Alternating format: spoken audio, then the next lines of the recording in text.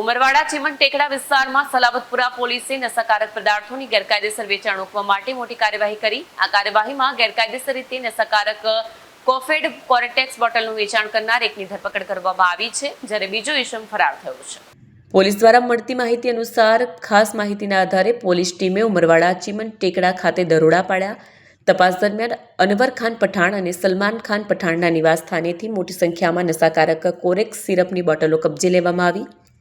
પોલીસે કુલ 230 કોરેક્સ બોટલો જપ્ત કરી, જેની બજાર કિંમત આશરે 23,000 રૂપિયા છે। આ દરમિયાન આરોપી અનવર ખાન પઠાણની ધરપકડ કરવામાં આવી, જ્યારે બીજો આરોપી સલમાન ખાન પઠાણ સ્થળેથી ફરાર થઈ ગયો હોવાની માહિતી મળી છે। પોલીસે તેને શોધવા માટેની કાર્યવાહી કરી રહી છે।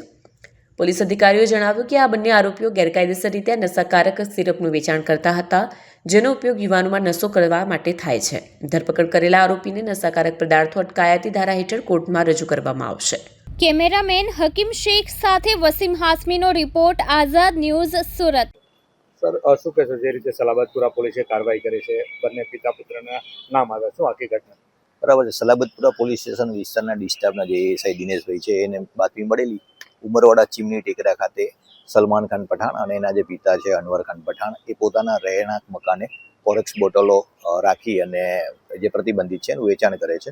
તો જે બાબતે બે પંચો રૂબરૂ સરકારી પંચો સાથે પીઆઈ રૂબરૂ સદરો જગ્યા ઉપર રેડ કરી અને અનવર ખાન પઠાણ છે જે હાજર મળી આવેલા અને જેના કબજા રહેઠાણના મકાનમાંથી 230 નંગ કોરેક્સ બોટલો જે પ્રતિબંધિત છે મળી આવેલી હતી। એ બાબતે સલાબતપુરા પોલીસ સ્ટેશનમાં ગુનો નોંધાયેલ છે। અનવર ખાન પઠાણ છે જેની ધરપકડ કરવામાં આવેલ છે। સલમાન ખાન છે જે હાલ ફરાર છે। પિતા પુત્ર વ્યવસાય શું કરે છે અને કેટલા સમયથી આ કરતા હતા? એમની પૂછપરછ દરમિયાન જાણવા મળ્યું કે એ કાપડમાં મજૂરીમાં જતા અને છેલ્લા 1.5 મહિનાથી આ પ્રતિબંધિત કોરેક્સ બોટલો છે એનું વેચાણ કરતા હતા। કોઈ ગુનાહિત ઇતિહાસ?